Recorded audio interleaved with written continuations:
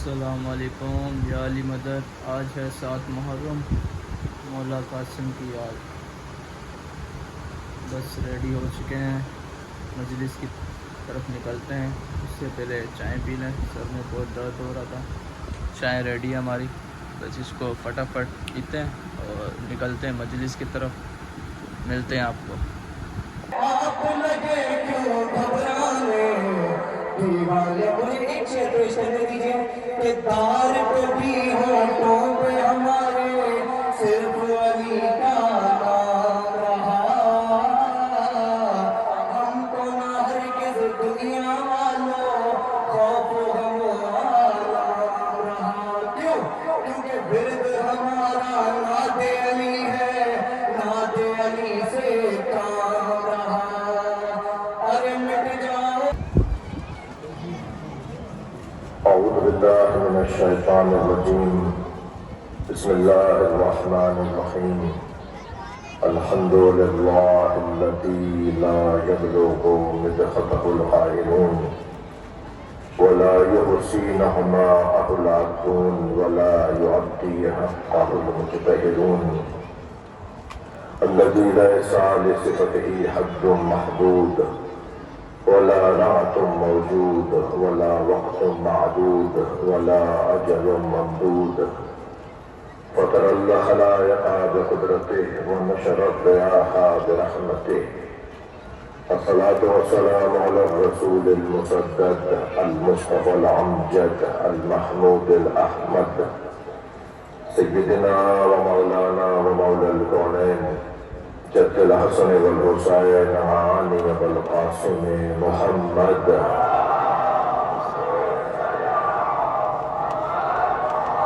وآله الطيبين الطاهرين المعصومين الذين قال الله إنما يريد الله ليذهب عنكم الرجس أهل البيت ويطهركم تطهيرا.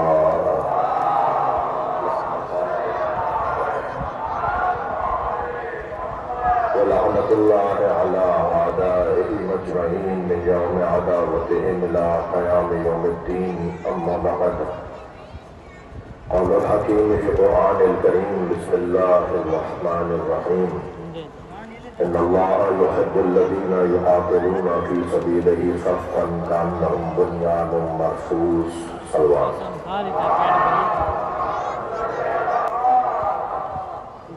یہ بزدل ہے، پھر وہ موحد کہاں ہے؟ خود عقیدہ توحید انسان میں ایک طاقت کو ایجاد کرتا ہے۔ یہ لا الہ الا اللہ، صلوات پڑھیں گے محمد۔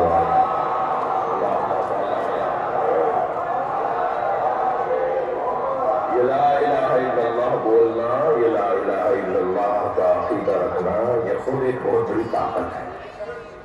جب میں نے کہہ دیا کوئی الہ ہی نہیں ہے سوائے اللہ کے، تو یہ کیسے ممکن ہے کہ پھر اللہ تعالیٰ چھوڑ دے؟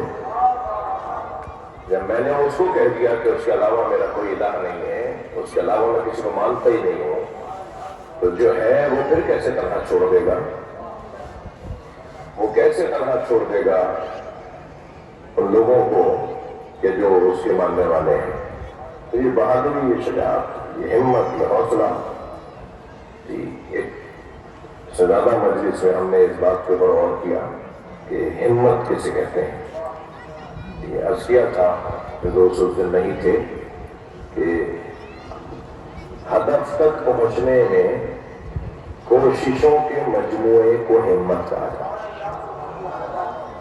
مقصد تک جب پہنچنا چاہیں گے، ہدف تک جب پہنچنا چاہتے ہیں، تو ہدف تک پہنچنے میں کوششیں ایک نہیں، دو نہیں، اس سے مسئلہ حل نہیں ہوا، دوسری کوشش پھر تیسری کوشش، مسلسل جدوجہد نہیں۔ بات صرف اتنی ہے کہ سیکھا جائے کہ آخر سبب کیا ہوا میدان چھوڑنے کا۔ جو سب سے بڑا سبب ہے نا میدان چھوڑنے والوں کا، سب سے بڑا سبب وہ اللہ پہ توکل نہ ہونا ہے۔ جب کچھ جو دل میں مسجد میں مجلس کر رہے ہیں نا، یہ مسجد ہے نا جہاں ہم بیٹھے ہوئے ہیں، تو مسجد بقیۃ ہے نا یہ جس میں مسجد کر رہے ہیں یہاں پر بیٹھنے والے یہاں آنے والے روزہ نہیں اللہ اکبر یہ در و دیوار یہ پلر یہ چھت یہ عمارت تو اللہ اکبر روزانہ دسیوں سینکڑوں مرتبہ ہوتی ہے. تو جب مان لیا جب کہہ دیا اللہ اکبر تو پھر کسی اور کو کیسے بڑا مان لے گا وہ جس سے ڈر کے بھاگ رہا ہے اس کو بڑا مان لیا. جب ایک میدان میں ایک شخص نے اپنی تلوار مولا علی کے بالکل قریب لا کر روکی اور کہا کہ میں اسی وقت آپ کو مارنے والا ہوں. حضرت نے فرمایا مارنے والے سے زیادہ بچانے والا طاقت والا. تو یہ عقیدہ یہ نظریہ اور پھر ان واقعات کو دہرانے کی ضرورت ہے. میری ضرورت ہے ہماری ضرورت ہے ہم سب کی ضرورت ہے. ہم سب انسان ہے بھائی انسان نسیان کے خاندان کا نام ہے بھولنے والا ہے یہ اس کی طبیعت میں بھولنا ہے اس کے مزاج میں بھولنا ہے یہ بھول جاتا ہے. اسے بار بار دہرایا جائے اسے بار بار یاد کروایا جائے. 1 سال کے بعد پہلی محرم سے 10 محرم کا دشرا ہوگا لوگوں کو کھلتا ہے لوگوں کو یہ گرا گزرتا ہے. ہر سال وہی بات ہر سال وہی بات ہر سال وہی تذکرہ. میں ان لوگوں سے مخاطب ہوں تمہیں 1 سال کے بعد امام حسین کا وہی ذکر اچھا نہیں لگتا. دن میں 5 مرتبہ وہی اذان بھائی اذان ہی بدل دو. فجر کی کچھ اور ظہر کی کچھ اور مغرب عصر کی کچھ اور مغرب کی کچھ اور عشاء کی کچھ اور وہی الفاظ وہی جملے. یہ انسان ہے وہی بھول جاتا ہے. یہ تمہاری خواہشات پہ تو نہیں عزتداری رکے گی جب تمہاری آرزوؤں پہ تھوڑی عزتداری رکے گی. یہ ہماری ضرورت ہے ہم سب کی ضرورت ہے حتیٰ ان کی بھی ضرورت ہے جنہیں اچھی نہیں لگتی. یہ دکھائے آپ دیکھیں گے بے عزتی ہو گئی ہے.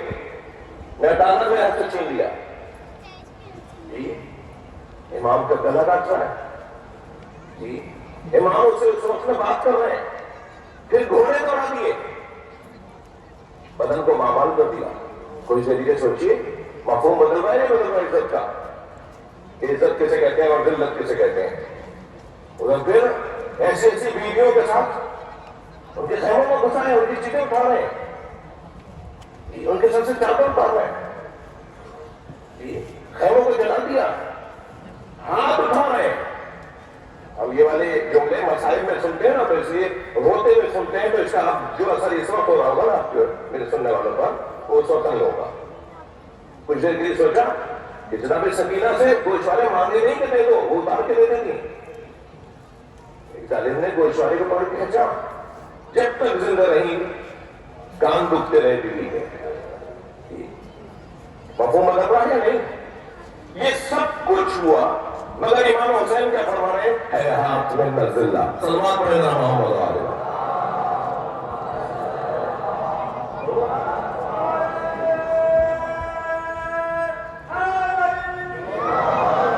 حضرت فرما رہے ہیں کہ ذلت ہم سے دور ہے. اس کا مطلب یہ کہ یہ ذلت نہیں ہے خدا معاذ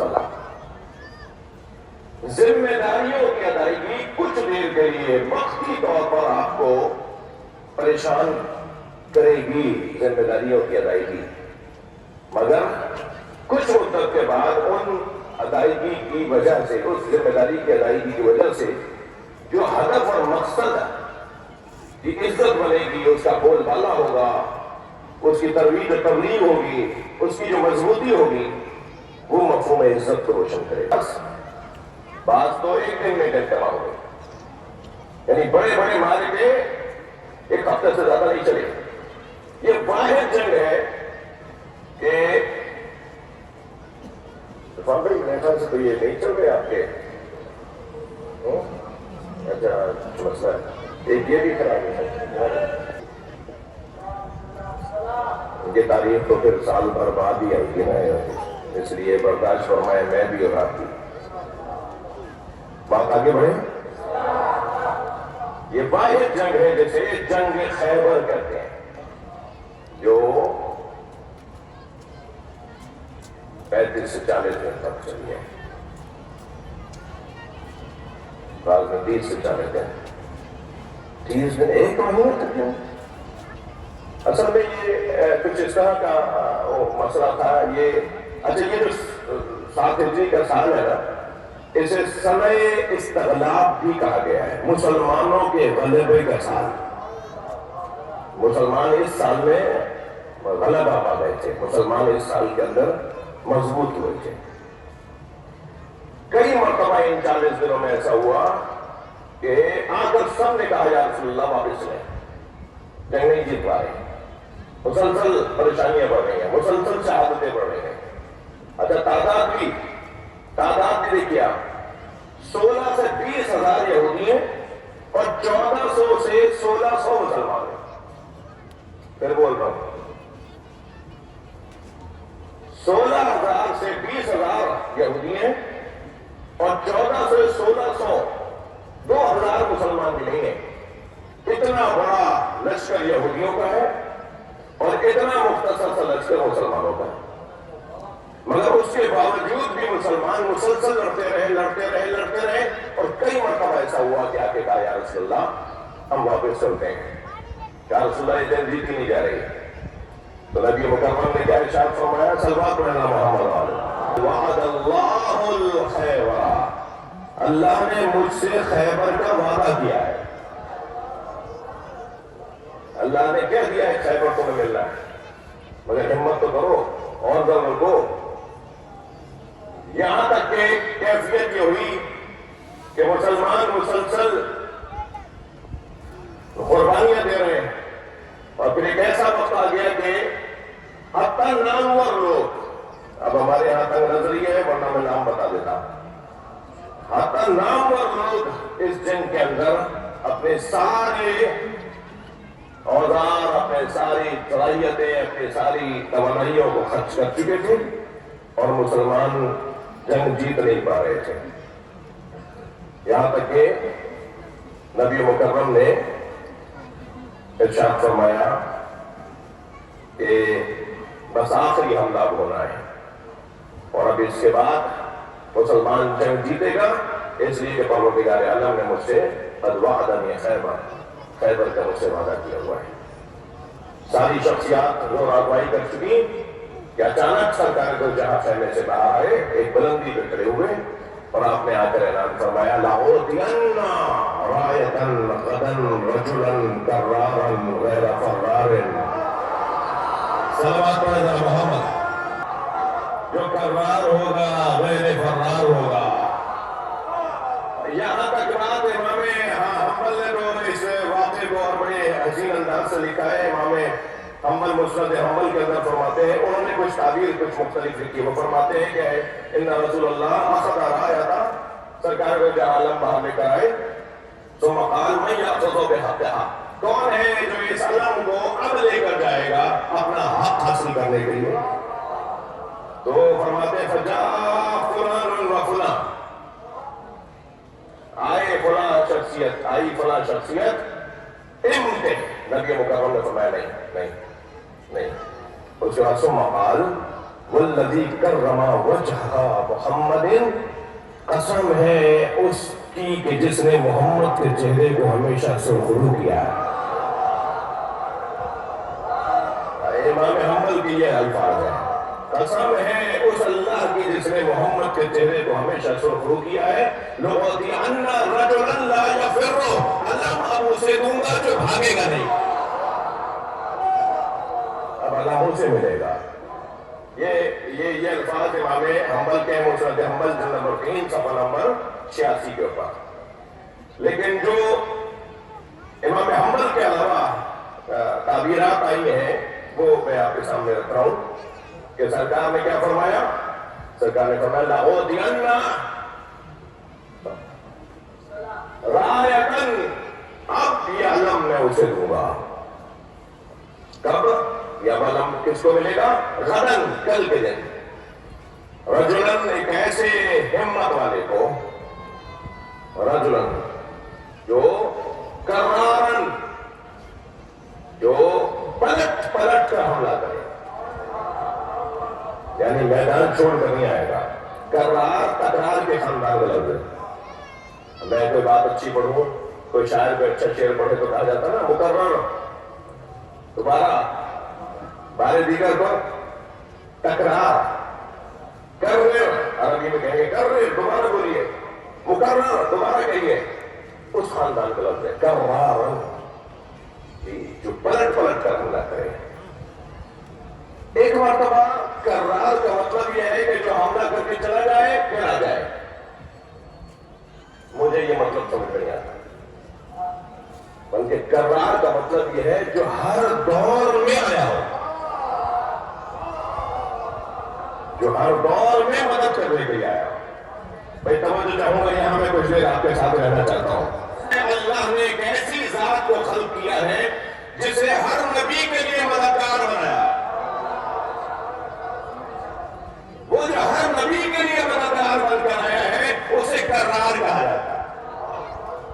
اب وہ کرار، اب لہذا سرکار دو جہاں یہ اعلان کرنے کے بعد کیا فرمائیں گے؟ میرے مولا فرمائیں گے ناد علی. اب دیکھیں ناد علی کا ایک حصہ اللہ کا کلام ہے، ایک حصہ نبی کا کلام. آواز آئے گی ناد علی مظہر العجائب، پکارو علی کو، مظہر العجائب، جس پر عجائب ظاہر ہوں گے. مظہر یہ اس میں مکان ہے، یہ اس میں زمان ہے، یہ محل اور جگہ کو کہا جاتا ہے مظہر. ایک اور بلند صلوات پڑھیں.